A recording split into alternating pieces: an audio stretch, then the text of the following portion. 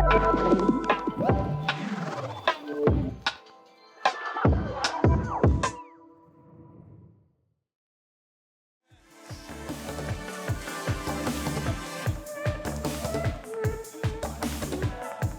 it going, everyone?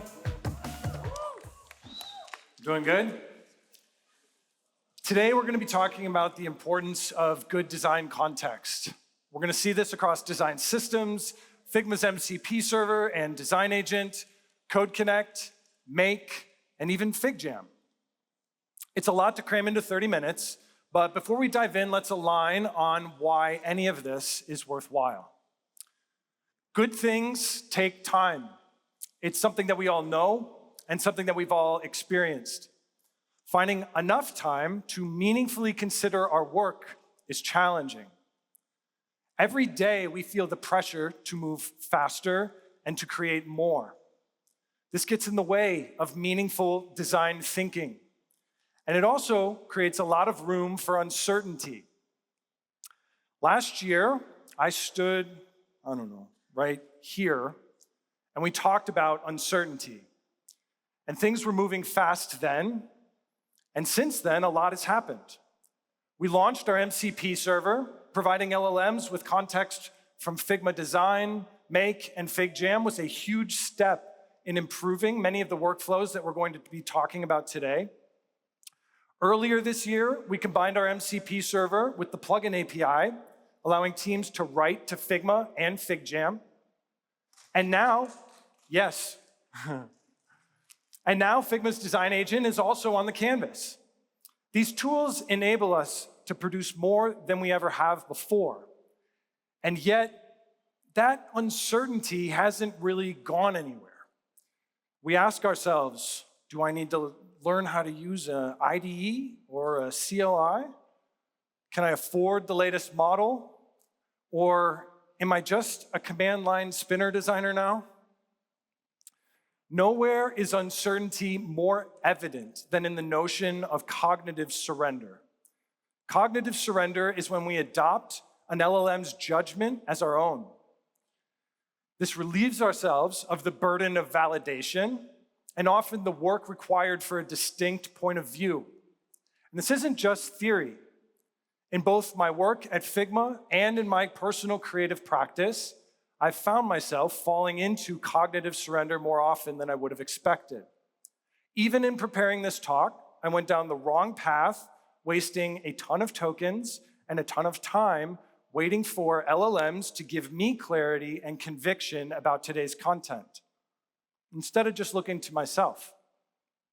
I pivoted this talk last week and couldn't be more excited about it.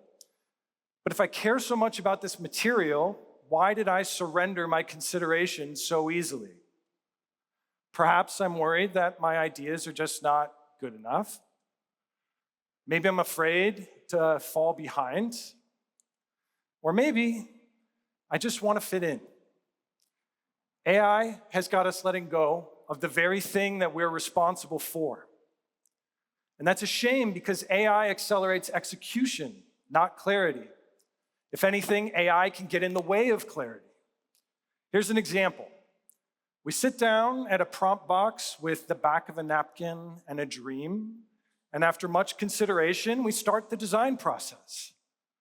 Computer, make this good. And then we send it off, and after the computer does what we want, we're left with something polished. And we've been trained to trust polish. We recognize it as a sign of consideration. In the past, the process of polish was a natural quality filter for ideas. You couldn't get to this level of fidelity without making decisions about the factors that surround the problem. Now, unless you're providing this context to an LLM, it can't possibly make a similar decision. This outcome is built on averages and is absent of the things that we have yet to consider. When we surrender our consideration, we get polish on the surface, but something far less meaningful under the hood. Clarified intent at the front of the process is what ultimately makes that difference. The biggest risk of polish is that it will take us off an ideal path. Polish can seduce us into a different direction, offering a more complete output. But that output might be very different than if we had spent any time with our ideas. Now, staying on top of our intent requires effort. This is my first attempt at generating that cube. You can't improve your process if you don't start with a target and take the time to work toward it. Here, I learned that a more descriptive prompt got to a better outcome than including an image reference, warts and all. Now, this tension is not exclusive to product design. The entire software development lifecycle is experiencing the same growing pains. This recent white paper from Google describes the impact of intent in agentic coding. It states that low investment vibe coding leads to high friction for long-term maintenance and a dead end for complex systems. What's the alternative? Upfront platform design. Invest in APIs, deterministic layers, and structured agentic context. Driving clarity up front is a higher expenditure, but pays dividends as you create maintainable software. So what does this mean for design? Well, we often talk about 100xing our workflow. So what are you 100xing? Not having clarity up front is at best multiplication by 0. You have to start with intent, but prioritizing that intent requires effort. So what if we embraced a consideration imperative? Prioritizing clarified intent at the front end of our process could combat that pull toward cognitive surrender. Today, we're going to be talking about how to make intent become reality so that we can feel confident in investing in consideration. Let's dive in. We like to talk about the effort required to ship the right code. But if we're honest, the hardest part has always been shipping the right thing. Shipping the wrong thing is the biggest threat in design. Rolling back a feature, making the wrong impression with your users can be very costly. This makes the effort and the time working toward the right thing well worth the investment. So how do you get to the right thing? Well, it starts by pursuing what could exist. Here we maximize that divergent thinking, and then we work together to refine our intent and converge that thinking into what should exist. This is where we describe what we intend to make real. Then that gets translated into what does exist as we execute on that plan and bring that intent to production. Now, each one of these steps comes with some friction, and some of that's good and some of that's bad. And while design systems can support each of these steps and you can queue up an LLM anywhere along this path, we're going to focus right now on this part of the process. If you want well-designed outcomes, intentionality around what should exist is necessary. But translating it to production needs to be efficient. I linked in this at the beginning of the year. I think that's what it's called. The framing of spec-driven development has improved the outcomes that I get when I work with LLMs, especially when doing design work. Design is so much more than a preview. It's a specification. What goes into a good design spec? Well, good specifications are precise. And in our world, design systems are precise language. Design systems fit more intent into less surface area. Let's talk about the shape of that context. Here we have our favorite reusable entity, the button. How would we explain it to an LLM? Well, the raw values look something like this. And those values can be abstracted into design tokens. While this is a bigger payload than those raw values, it's actually more precise. In our system, design tokens represent both light and dark mode. So we're actually fitting twice as much information into that space. Now, if we have a reusable UI component, we can simplify this even further. Let's add that focus ring to represent all the interactivity encapsulated by that one short description. Now, we can communicate quite a bit to an LLM here with one short statement. Let's talk about this in production terms. So for this component in Figma, this is the sort of production code that we want to have the agent write. Note that the label does not say hello world. It is loading a greeting from the data layer. We also have a click event that's not specified anywhere in our design. And at Figma, Code Connect allows us to provide production component context for this button via MCP. So to describe this component, Code Connect templates can compile code snippets that end up looking like this. And while some of this is identical to the production code, not all of it is. We could provide a literal string label for the button to help the agent infer the right type of message that's going in there.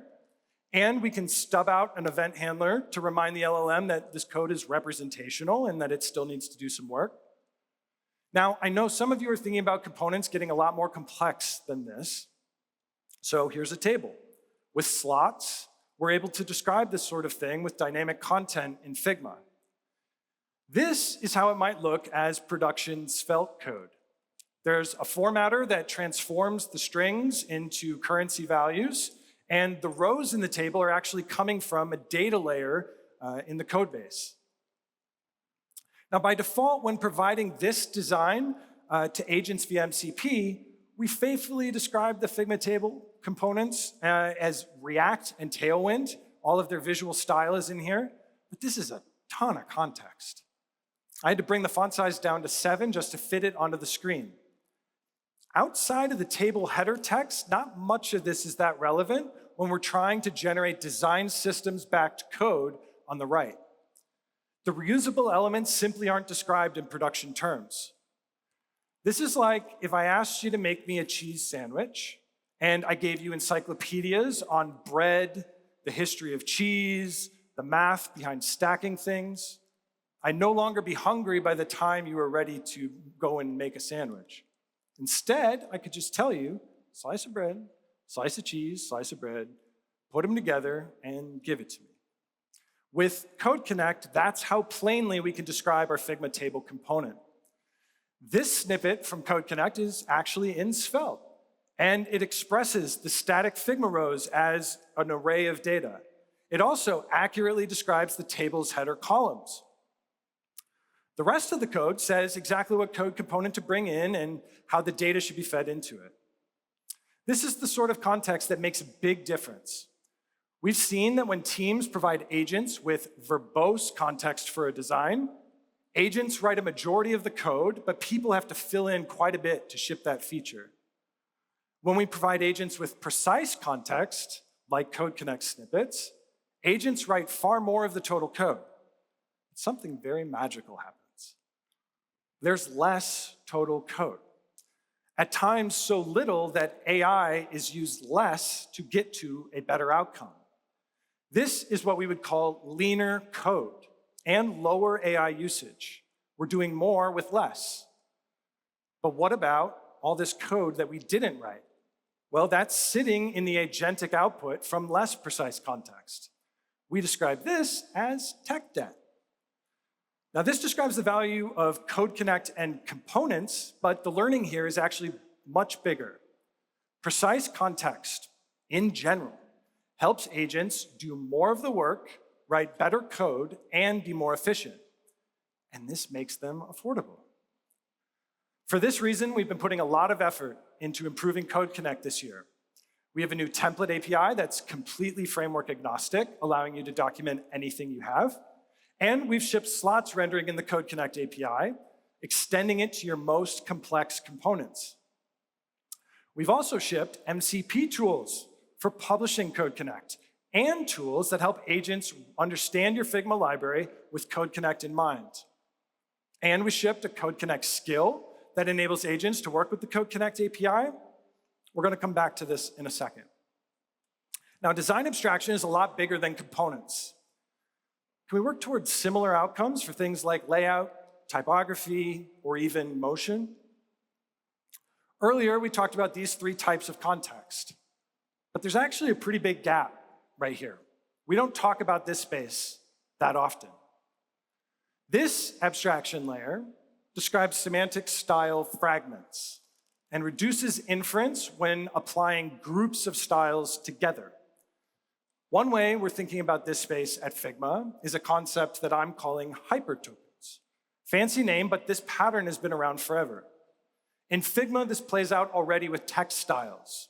A text style encapsulates many style decisions.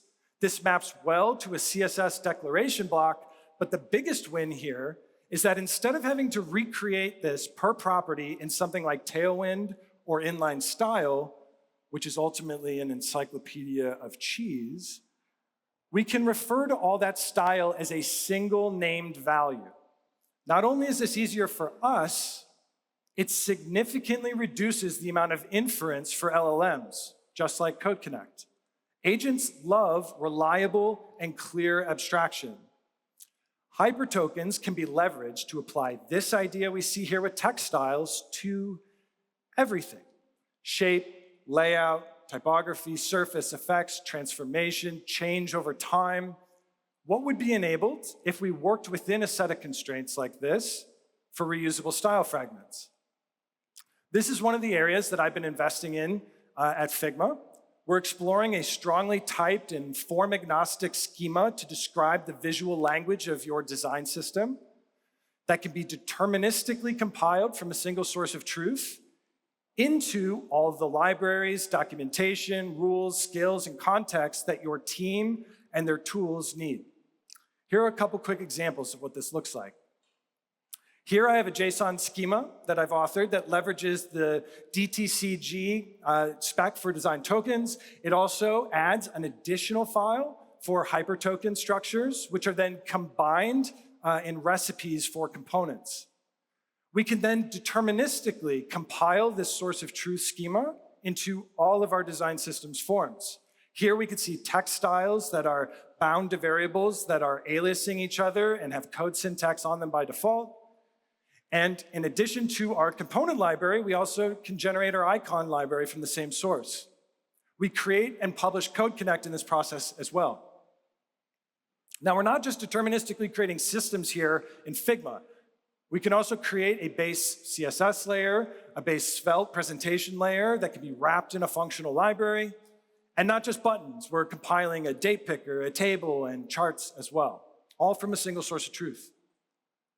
Once adopted, we can benefit downstream from the use of those hypertokens in a few ways. In our deterministically compiled storybook stories, we can look at how different style fragments are used in this button, but then we can also see which other components use those same patterns. We can get this insight on the design side as well. Hypertokens become an index for your design thinking, allowing you to see how combinations of style fragments are used across many components in your system.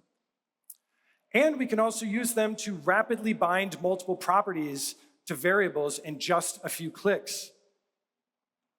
If you're interested in learning more about these explorations and our thinking here, TJ Petrie and I are going to be in the community lounge upstairs at 3:30 for a design systems hang. Come talk to us about design systems and get a sneak peek of what's on the horizon here. We want to build this in the open and hear from you. So let's talk about skills for a second. Skills don't replace your expertise, they deploy it.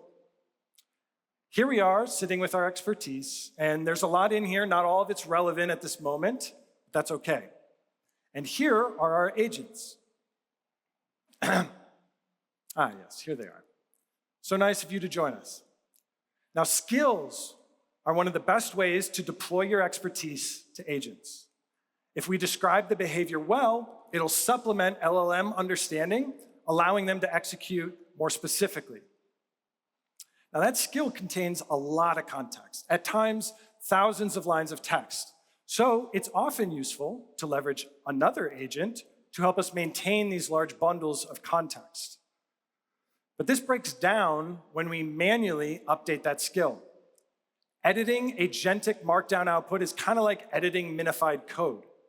The code diffs are a blend of arbitrary wording in agentic and human voices, kind of smashed together. This isn't the way to go. The easiest thing to do is to just leave it to the agent. And while cognitive surrender reduces that tension here, we're deferring the most important part of the work to an agent that may not have all the context required to make the best judgment. So instead, we can create a contextual source where we could provide the most relevant information.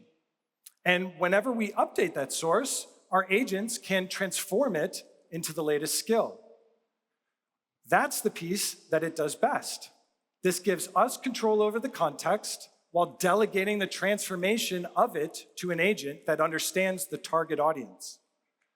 But here's the thing, agents are all different and might have different requirements or biases when consuming skills. So far, we're compiling one skill for everyone to share. But in this setup, we can just let agents compile that context with themselves in mind. We maintain one source of truth that can be compiled into multiple skills, each targeting a specific type of agent. This is a better way to deploy our expertise. So, how can we make this happen? What if I told you that the answer is FigJam? Earlier, I mentioned that we have a skill that explains how to maintain and create Code Connect. This is roughly 2/3 of that skill. And while Markdown is an ideal format for an LLM to consume, I personally find it very difficult to nail down exactly how our expertise is being codified here. So I took all this Markdown and I made it come to life in a FigJam. Not only is this format much easier to parse than flat Markdown files, going through this process, I realized that when I codify my expertise on a canvas, because I'm much more aware of what I'm asking an LLM to do, it improves the clarity of the context that I provide. Because this isn't just for me. I'm asking agents to compile their own version of a skill with this. So let's dive into what this actually looks like. In my FigJam, I have to onboard the agent to this entire idea. So this section explains to the agent that its task is to create a skill in the code base. It also explains how to do it with the FigJam. Now, there's a lot of context about Code Connect in the main section of the FigJam, and it covers a lot about Code Connect, including a step-by-step guide, a quick reference, some rules and pitfalls, and advanced examples. And there's also this detailed API section. In a skill, huge pieces of context like this are often described as a reference. References are accessed only as needed instead of loaded every time the skill is used. Now, before the agent creates a skill in the code base, we also want to be sure that it knows what it's doing. So I added a homework assignment inside of the FigJam. It instructs the agent to use all of that context that we just looked at and to create Code Connect for 3 components using it before it writes the skill. The agent retrieves the components I created just for this workflow via MCP, then writes Code Connect and commits it to the FigJam. Then I have it retrieve the answer key for Code Connect, and this contains Code Connect templates for it to compare its work to. Now, the goal is not to get these agents to write perfect Code Connect. It's to get it to experience what could help an agent write Code Connect. They can look at the delta between what they wrote and what a good Code Connect doc looks like, and after completing the exercise, they can write their version of the skill for how to do that to the code base. The beauty here is that we can have the agents regenerate these skills whenever we want. Maybe the model changes, or the recommendation for how to structure a skill changes, or maybe we just need to change the content of the skill. We now have a single source of contextual truth in FigJam that we can work on maintaining together, and the agents we work with. They can translate it for their own consumption. Now, looking at all that context on the canvas got me thinking, if external agents can access FigJam via MCP, what if I used FigJam like an agentic interface to work with them? The idea was to have an agent read a prompt section in my FigJam, then go do some work in Figma, then go do some work in the code base, and then bring content back into the section as it completes that task. Now, to do this, since the agents were going to be using this FigJam in ways the world's never seen before, I needed to create a thorough onboarding section. And while our Use Figma and Use FigJam skills describe how to use the plugin API to do that, I wanted it to do something very specific in my FigJam. So I provided example code blocks, like how to refit a FigJam section the way I wanted to, and how to place images at the aspect ratios that I wanted.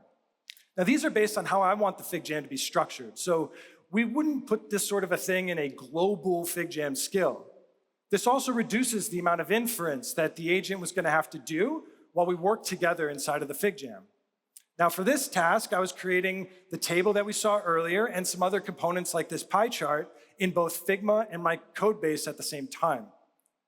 I wanted the agent to use the schema compilation approach and deterministically create the design and code components from a single source of truth with hypertokens.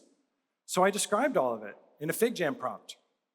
I also gave an example of the sort of svelte code that I was going to want to be able to write when it was done. I gave the agent links to this and the task and let it rip. The first thing it did was it split up this massive task into many plans for subagents. It wrote these plans into FigJam for me to go in and read and correct. Then, after doing that, I asked agents to go take those plans and report back when they're done. This allowed me to focus on the rest of my talk while I watched my FigJam slowly become more complete in the corner of my eye. Now, all this sounds great at a high level, but I want to end things today with something a bit more tangible. I'm going to talk about how I speed ran imagination to reality on Figma's platform in one night. I've been working for 8.5 years on encoding audio into images. The best part about these images is that they can actually be played back as audio. Here I am recording a message into this image, and we can listen to it play back. What's up, config? It's Jake from the past, and right now you're listening to audio that's been encoded into an image. That's right, no audio files, we're just listening to an image right now, and isn't that something? So, I have a project that uses this library called Stegaset. And these images here are moments from videos of live music performances that make me feel alive. I encode pieces of audio from those performances into a still frame for that video. This is the sort of project that got me into creative coding years ago. And I chose to design and build an interactive website for this to explain how it all works today. I started with the design agent in Figma. In addition to providing a frame with all those Stegaset images, I also pasted the source code of my encoding library to help Figma's agent understand this concept. Now, giving the agent the source code of my code library got me so much further than I anticipated. It landed on a great initial design. But now that I had that design as a rough draft in Figma, I went into FigJam to craft a prompt for my coding agent.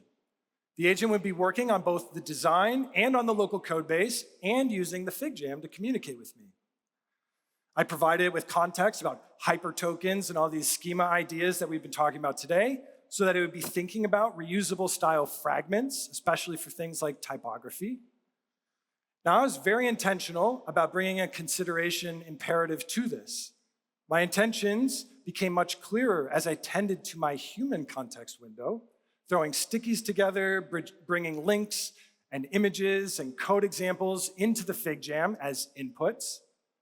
And after my coding agent retrieved the design from Figma via MCP, provided me an analysis for the design system patterns that could be used here, expressed as hypertokens and token structures.